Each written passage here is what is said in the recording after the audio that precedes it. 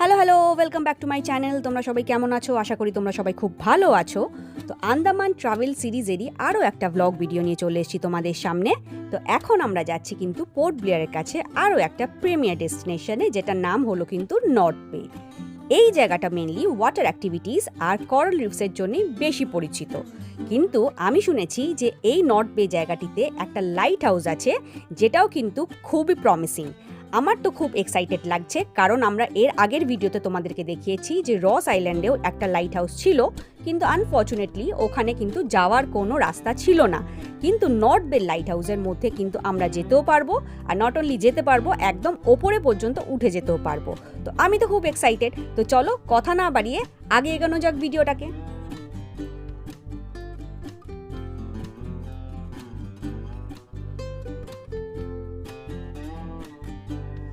Welcome to north বে।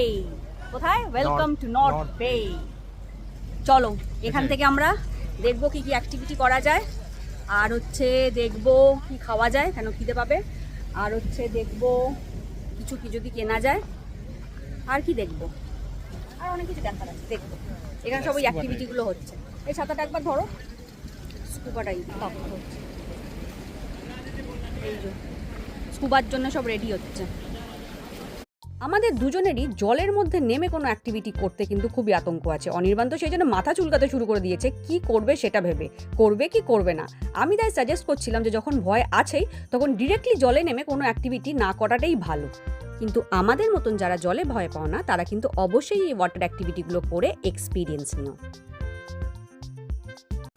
সব এখানে আলাদা আলাদা শপ আছে, ওয়াশরুমও আছে, ড্রেসও আছে, কিনতে চাইলে কিনতে পারো, যদি এক্সট্রা কেউ ড্রেস না এনে থাকো, যদি ইচ্ছা করে ড্রেস ভিজিয়ে ফেলেছো বা ভিজিয়ে ফেলবে।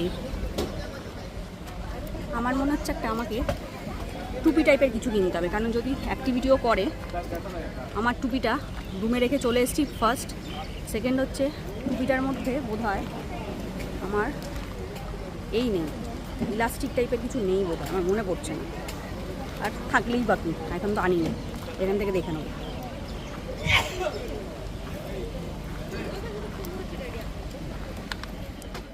উঠে পড়েছি আমরা কিন্তু বোটে আমাদের আজকের দিনের প্রথম ওয়াটার অ্যাক্টিভিটি করবার জন্য, আর এটার নাম হচ্ছে গ্লাস বটম বোট রাইড। এটার মধ্যে দিয়ে আমাদেরকে সমুদ্রের মোটামুটি একটুখানি দূর পর্যন্ত নিয়ে যাওয়া হবে, আর মাঝখানে যেমন তোমরা দেখতে পাচ্ছ বোটের মাঝখানে গ্লাস আছে, তো এই গ্লাস দিয়ে আমরা জলের নিচে কোরাল রিফগুলোকে দেখতে পাবো।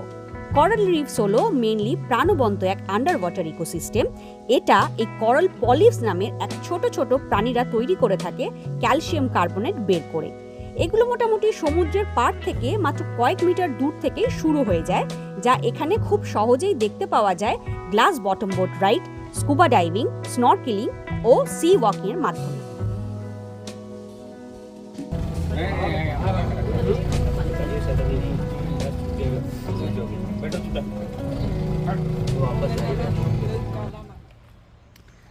ওরে বাবা, এত রোদ, এত গরম, আমরা থকে গেছি, আমরা দুজনে খুব থকে গেছি। এখন আমরা একটুখানি আর কোনো অ্যাক্টিভিটি করছি না, একটাই শুধু অ্যাক্টিভিটি করেছি। এখানে এত গরম লাগছে যে আর কোনো কিছু করা যাচ্ছে না। তো আমরা এখন যাচ্ছি লাইট হাউস দেখতে। ওই জায়গাটা থেকে আমরা হেঁটে হেঁটে হেঁটে হেঁটে এসছি এখানে। এটা এরকম মনে হলো এটা খুবই ঢালু একটা জায়গা, আর ওই নিচটায় আমরা ছিলাম যেখানে সমুদ্র নীল দেখা যাচ্ছে, ওইখানে নিচে ওই জায়গাগুলো ছিল দোকানগুলো। তো এত দূর পাহাড় পেরিয়ে উঠে আবার এখানে একটা পাহাড় পেরোতে হবে। এই পাহাড়ের দিকে আমরা যাচ্ছি, মানে হচ্ছে লাইট হাউসের দিকে আমরা যাচ্ছি। অনেকটা ঢালু, প্রচুর ঢালু। পুরি বাবারে, পুরো মনে হচ্ছে না দার্জিলিংয়ে উঠছি।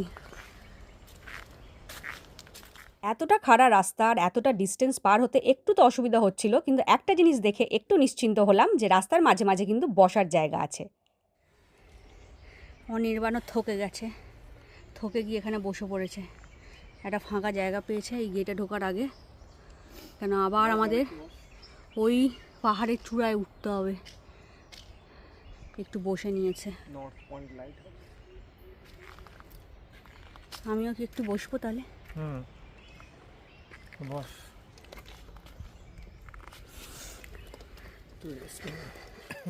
এন্ট্রি পয়েন্টে টিকিট কেটে পিঠের লাগেজ ব্যাগ আর পায়ের জুতো জমা করে রেখে আমরা ঢুকে পড়েছি ভেতরে। যেমন কি দেখতে পাচ্ছ পুরোটাই কিন্তু মেটালের তৈরি, তাই ভেতরে কিন্তু হিট মারাত্মক।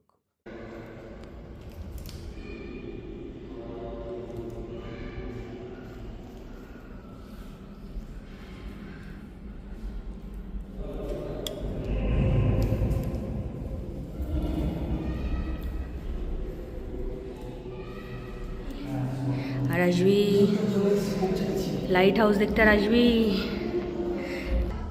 এতটা নিচ থেকে সিঁড়িতে করে হাঁটতে হাঁটতে এখনও বাকি, সবে কোথাও 2 তলা উঠেছি, এখনও কত তলা উঠতে হবে কে জানে। পুরি বাবারে আমাকে। তবে এত কষ্ট করে খেটে উপরে উঠে আসাটা মনে হচ্ছে সত্যিই যেন সার্থক হলো। সামনে সুদূর বিস্তৃত জলরাশি, দূর দূর পর্যন্ত যত দূর চোখ যায়, আর তার সাথে উদ্দাম নোনতা ঠান্ডা হাওয়া, মুহূর্তেই যেন আমাদের সব ক্লান্তি একসাথে দূর করে দিচ্ছে।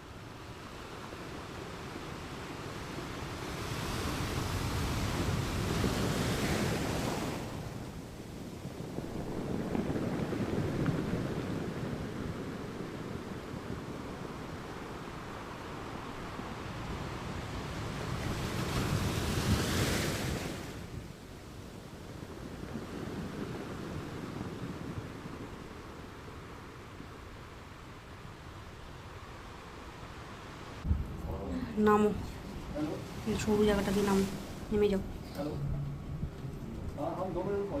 আমাকে দাও, স্ট্যান্ডই ধরছে না, যখন হাত বাড়ি দিয়ে দেবো তারপরে। সাবধান সাবধান নামো। চোখ মুখের অবস্থা এখন বেজায় খারাপ, এই যে বেজায় খারাপ এখন চোখ মুখের অবস্থা। তোমার কেমন অবস্থা? বেজায় খারাপ কোনো রকমে। এইটাই আমরা লাইট অ্যান্ড সাউন্ড শোয়ের টিকিটটা পেয়েছি। আমরা কিন্তু ছুটতে পুটতে হুটতে পুটতে যাচ্ছি এখন ওখানে দেখ। চলো চলো চলো।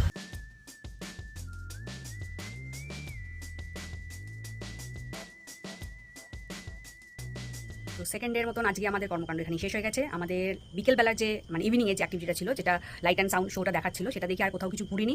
শুধু ওই আশেপাশে মারিন পার্কের আশেপাশে একটুখানি হাওয়া মতন খেয়ে রাতের ডিনার নিয়ে চলে এসেছি। এখন শুধু হচ্ছে খাবো দাবো আর ঘুমাবো। আজকে সকাল অনেকক্ষণ ধরে ঘুরেছি, শুধু নট অনলি ঘুরেছি, ঠাটা পোড়া রোদের মধ্যে ঘুরতে হয়েছে। মানে এতটাই বেহাল অবস্থা লাগছে, মানে একটা রাত্রির জায়গার ধকল, একটা ঘোড়ার ধকল, আর একটা ঘোড়া ঠাটা পোড়া রোদের মধ্যে। কারণ আজকে বিভৎস রোদ, আর তার সাথে বিভৎস গরম। মানে মনে হচ্ছে না গায়ের পুরো চামড়া মানে পুরো জ্বলিয়ে দিচ্ছে। আমরা যখন লাইট হাউসের ওপরটা উঠছি, মানে ভেতরে যখন ঢুকলাম জাস্ট লাইট হাউসের মধ্যে, যতক্ষণ গেছি ততক্ষণ তো বিশাল গরম ছিল। ঢুকেছি মনে হচ্ছে না লাইট হাউসে ঢুকলাম, মানে চুল্লিতে ঢুকে গেছি, মানে গায়ের চামড়া পুরো পুড়িয়ে দিচ্ছে, মানে এতটাই গরম। তো সেই সমস্ত সহ্য করে সারা দিনটা কেটেছে, ভালো ভালো কেটে গেছে। এখন শুধু খাবো দাবো আর ঘুমাবো। তো আজকের মতন ভিডিও আমি এখানেই শেষ করছি। কালকে তোমাদের সাথে আবার দেখা হচ্ছে, কারণ কালকে আমরা চলে যাচ্ছি হ্যাভলগে। আমাদের আন্দামান সিরিজে কালকে হবে 3rd ডে, কিন্তু পোর্ট ব্লেয়ারে না, সেটা হচ্ছে হ্যাভলগে। তো ততক্ষণের জন্য তোমরা সবাই সুস্থ থাকো, ভালো থাকো, টাটা।